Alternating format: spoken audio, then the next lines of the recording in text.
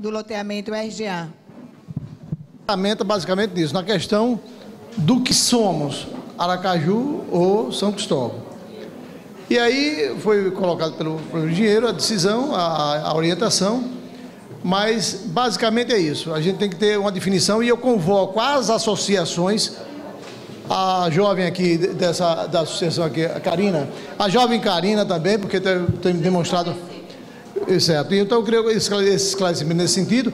E na mobilização nossa, que aí é um problema que é nosso, auxiliando aos gestores, a Câmara, o prefeito, no contexto do plebiscito, para a gente não ficar nessa dúvida. Então, nós é que temos que sair daqui e alavancar essa situação. Procurar de imediato a questão do plebiscito. O engenheiro ali, o consultor, fez a explanação dele e mostrou que um estado do país está sendo dividido em 3. Por que a gente não definia esse negócio? Eu gosto da expressão, sou muito... Já está encaminhado, então pronto. Eu gosto de chamar até a peste. Eu digo, essa peste, porque não decidi? Então a gente tem que decidir logo de imediato.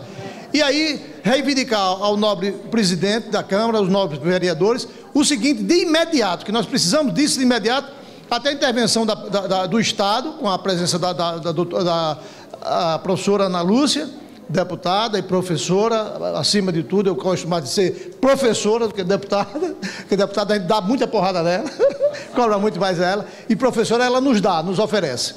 Enfim, o que eu pediria, professor Emanuel, é que de imediato isso, se viabilizasse um anel viário entre Areia Branca,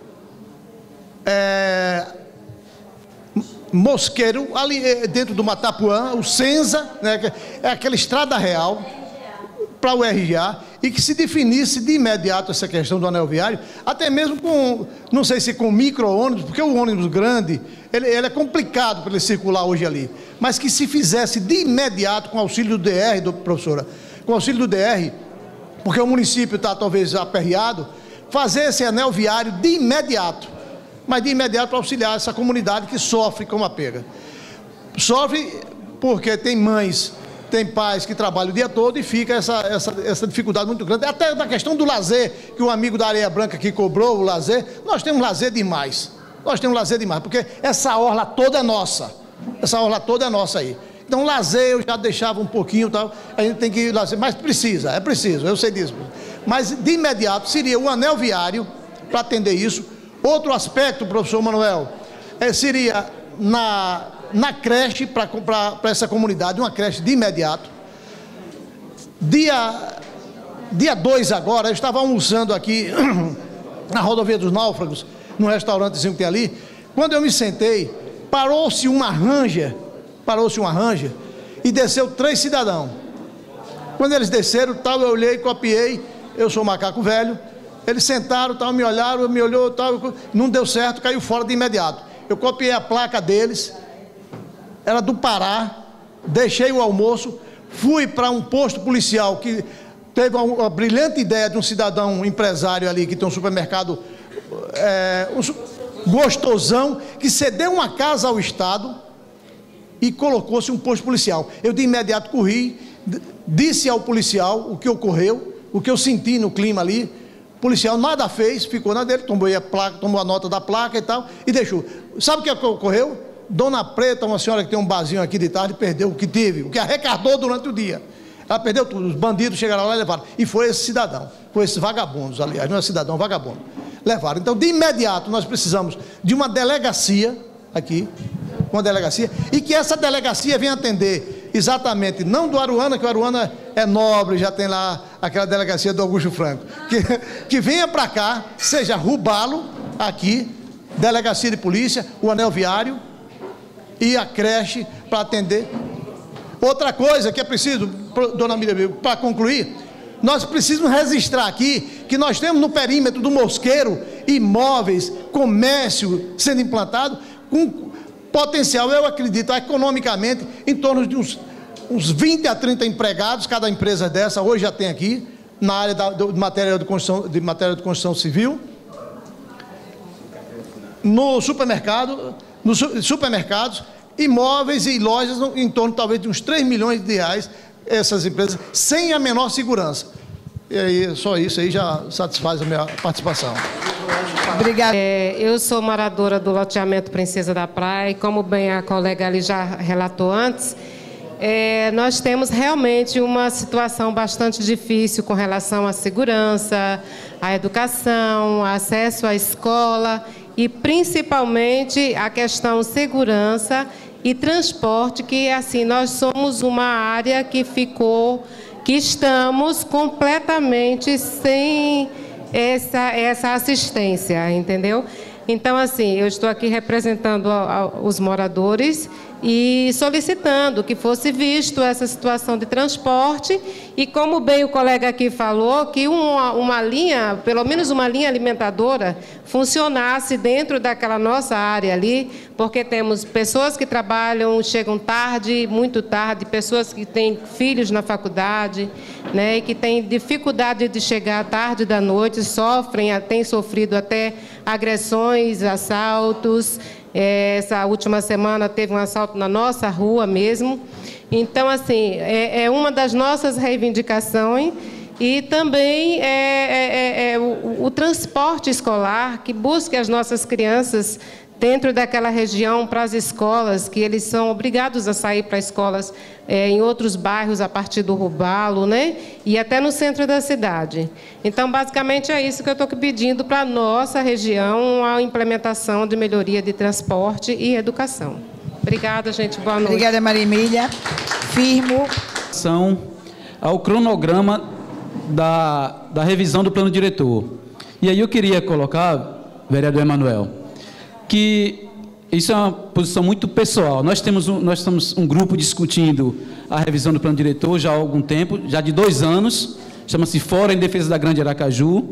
Essa opinião não é do Fórum, é minha, pessoal, mas é com relação ao tempo para se tramitar essa revisão.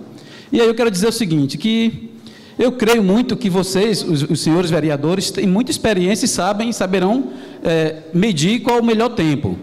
Aquela história que sempre se fala, não pode ser muito apressado, mas não pode ser muito demorado. E como a gente sabe que ano que vem é ano eleitoral, é um ano mais curto para se trabalhar na Câmara de Vereadores, eu creio que a Câmara de Vereadores deveria ter um cronograma muito claro quanto a essa tramitação, para que a população pudesse ter tranquilidade, conhecer até quando essa revisão vai perdurar. E já quero colocar minha segunda preocupação, que é um exemplo do que pode acontecer se demorar muito, que é o seguinte: se falou aqui, e a gente sabe disso de muito tempo, que a legislação atual está andando. Hoje, Aracaju tem um plano diretor que é muito permissivo, que é muito aberto, e tem muito licenciamento, muito empreendimento, muita obra já licenciada. Não adianta esse plano diretor, o esforço dos 19 vereadores de Aracaju, ser bom, não adianta a gente vir para aqui, e outros bairros também, muita gente ir, se a legislação atual vai aprovar um monte de gavetas, um monte de pilhas de obras, e essas obras vão ser construídas de acordo com a regra atual e não com a regra que vai ser aprovada. Então, quanto mais demora de revisar o plano diretor, mais coisas vão sendo aprovadas e vai ter uma lei muito bonita, muito boa, guardada, mas que não vai funcionar. Vai ter obras autorizadas para daqui a 1, a 2, a 3, a 4, a 5 anos, de acordo com essa regra atual. E aquilo que o engenheiro Juan colocou ali muito bem, esse banner do meio aí, que é o banner que trata do meio ambiente, das áreas verdes, dos parques ecológicos, e a gente, na nossa região aqui toda, a gente vê que tem alguns pontos verdes ali, vários moradores colocaram aqui. Essa área que está mais adensada nessa região, Mosqueira, Areia Branca, Rubalo um pouco mais, mas, sobretudo, Mosqueira, Areia Branca já juntaram. Juntando a Isenza, RGA, é um grande aglomerado só. Não tem equipamentos. Cada um colocou a preocupação de um equipamento e outro, mas, para dar um exemplo, Aracaju tem 43 unidades de saúde, somente 3 são aqui, 40 na outra metade. E repare pelo mapa, qualquer mapa que vocês olharem aqui, nossa região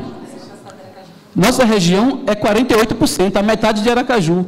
Na metade de Aracaju só tem 3 unidades de saúde, menos de 10%, das 43. Aí vem para a escola, vem para a segurança, vem para a creche, é tudo isso dessa forma. De forma que a gente queria colocar, para que os vereadores refletissem, quanto a esse cronograma. Quanto mais se deixar aberto ou se demorar, pode ser ruim. Talvez não seja tão apressado, mas se ficar muito aberto, no primeiro semestre do próximo ano, eu creio que o plenário da Câmara, isso é uma opinião pessoal, repito, já deveria estar cuidando da votação, pelo menos da revisão do plano diretor. Ainda faltam 4 códigos, como você bem colocou, ainda faltam os códigos que acompanham, ainda falta o código que a Prefeitura promete mandar, que é de mobilidade urbana. Então, tem esses problemas. E queria colocar um pouquinho só também sobre a questão do saneamento básico. E é uma legislação federal que divide o saneamento em 4 pontos. Porque quando a gente fala de saneamento básico, pensa logo em esgoto. Mas saneamento básico, de acordo com a legislação, é resíduo sólido, o esgoto, o resíduo líquido, a água tratada e água pluvial. Se esses mecanismos não forem colocados, como algumas pessoas já colocaram aqui, de reuso, de reaproveitamento, de se pagar por algumas coisas, dependendo do tamanho do empreendimento, não nós pobres, mas quem constrói um condomínio de luxo tem que pagar porque ela coloca água pluvial na via, porque gera muito lixo. Isso tudo tem que ser pensado porque a legislação permite e prevê. Assim como a gente paga a taxa de esgoto junto com a conta de água para quem tem esgoto na via, a legislação prevê que se pode cobrar por esse impacto grande que os grandes empreendimentos colocam. Um hipermercado, um grande hospital, isso tudo tem que pagar por aquele peso que ele coloca na comunidade. Então, a legislação federal que trata de saneamento básico oferece uma série de mecanismos para que os municípios possam usar, e isso aí eu quero sugerir também. Aliás, nós, do Fórum em Defesa da Grande Aracaju, já temos um esboço de emendas, que queremos escolher um dia aí para apresentar à Câmara.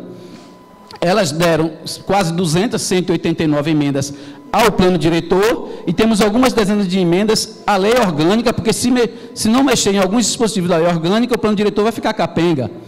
O coeficiente de aproveitamento que está na lei orgânica é de 3. O Juan colocou ali que ele vem de 2, o básico para Aracaju. Então, já descumpriu. A lei orgânica é superior ao plano diretor, então já ficaria uma incongruência aí. Então, tem essas coisas que a gente precisa pensar bem, porque senão não adianta votar esse plano diretor, com pressa ou sem pressa, e não adianta que ele seja bonito e bom, porque a legislação que está aí vigorando, o plano diretor que está aí hoje, ele está cheio de leis que acompanham, cheio de remendos, e que permitem que as construtoras façam o que bem entendem em Aracaju. Cada dia surge um prédio do tamanho que quiser, um condomínio onde quiser, cada dia terra a lagoa que quiser, e nós pobres, se a gente começar a fazer um puxadinho em casa, bate a Inub na porta, mas esses grandes condomínios fazem o que querem. Então seria isso, muito obrigado. Obrigada, Firmo. Georlando. Parabenizo a todos os nossos irmãos moradores aqui da região por se fazerem presente e exercitarem a sua cidadania nesse momento tão importante. Eu gostaria, como o tempo é escasso, não dá para se prolongar, vou falar rápido e vou falar alguns pontos aqui. Veja bem o seguinte, existe um problema que eu não vi contemplado na exposição feita pelo nobre engenheiro, quanto à questão de atendimento necessário a toda esta região, derrubá-lo a Mosqueiro. É a questão de áreas destinadas à construção de um cemitério público. Nós, nativos dessa região, nascemos, os nossos pais e avós morreram e foram sepultados aqui, e nós tivemos a lei que nos impediu de enterrar os nossos entes queridos aqui. E a Prefeitura assumiu o compromisso de estabelecer estudos para a construção desse cemitério. E hoje nós somos penalizados. E é necessário que se pense na viabilização da construção desse cemitério, para que nós possamos resgatar um direito nosso, que é enterrar nossos entes queridos aqui nessa região. Os estudos de impacto ambiental competirá ao órgão gestor, que é a Prefeitura, e que se adeque e que se faça, porque é uma necessidade de toda essa zona de expansão. Outra questão, é tempo de nós pensarmos nessa região, nessa zona de expansão, em um terminal de integração, porque todas as comunidades vão necessitar de interligação para os transportes atendê-la nas mais diversificadas áreas. E a estrutura do transporte coletivo irá adequar-se a essa demanda? Não. É necessário, então, se desenvolver um estudo para que nós possamos, aqui nessa região, nós construirmos um sistema de terminal integrado e que tenha uma quantidade, uma oferta de transporte aceitável, que possa conduzir de uma forma bem razoável toda a população em todos os horários, segundo as suas necessidades. É necessário que façamos isso para resolver um problema de transporte. Caso contrário, jamais iremos resolver. Sobre a questão do esporte e lazer, o companheiro disse que nós estamos contemplados. Eu gostaria que se levantasse o primeiro cidadão dessa região e dissesse aonde é que nós estamos bem contemplados quanto à questão do esporte e lazer. Nós vivemos uma região de potencial esportivo de jovens que poderia estar com o encaminhamento, seja profissional, intelectual, esportivo, e nós não temos, porque não é fomentado e não é ofertado isso aí. E é necessário que esse plano diretor contemple espaço para a construção de equipamentos públicos de quadra polidesportiva, campo de futebol, para que a nossa juventude e as nossas crianças e adolescentes possam desenvolver essa prática. Isso não se tratando da minha comunidade, mas da zona de expansão. Mosqueiro precisa, Areia Branca precisa, Gameleira precisa, Portala precisa, tem que ser controlado em todas as localidades. Nós queremos também aqui colocar sobre a questão das estradas. Nós observamos essa comunidade abandonada no trato, conservação e abertura de novas estradas. As pessoas constroem beco, ficam andando aí por caminhos irrisórios. E nós gostaríamos que tivesse realmente, nesse plano, contemplado ações de construção e de reparos e conservação de estradas.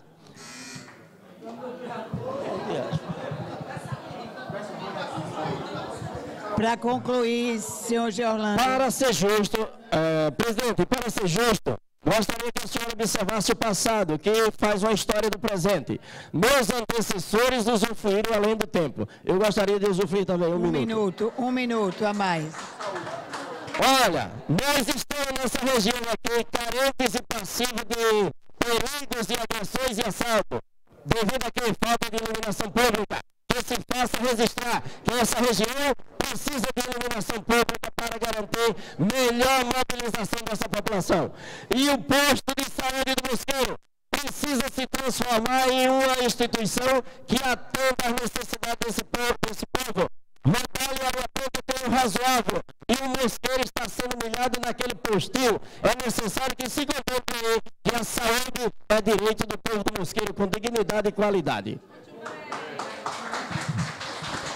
Muito obrigada, senhor Georlando. Senhor Valdir Oliveira. Senhores e senhoras presentes aqui no Colégio José Carlos Teixeira. Primeiramente, eu sou do povoado Areia Branca. Eu trago aqui em mão a necessidade do nosso povoado. Saneamento básico, saúde, segurança. Areia Branca está entregue às baratas. Na questão segurança, o pessoal que trabalha, as meninas, as senhoras, saem, não sabe se volta. Essa semana que passou, a jovem foi assaltada, quase morta, se não chega alguém para socorrer.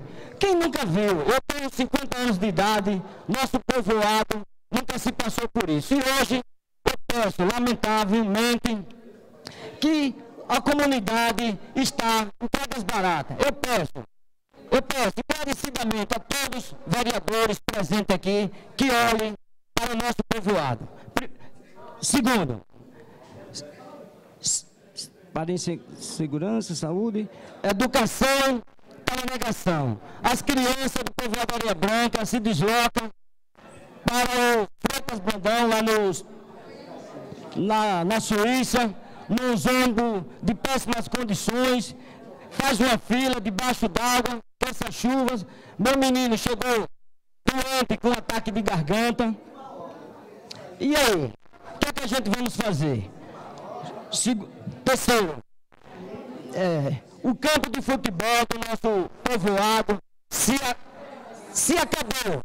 Além do campo estar nessa situação difícil, nós não temos condições de fazer o treino. Eu tenho uma escolinha de futebol, eu não tenho ajuda de ninguém.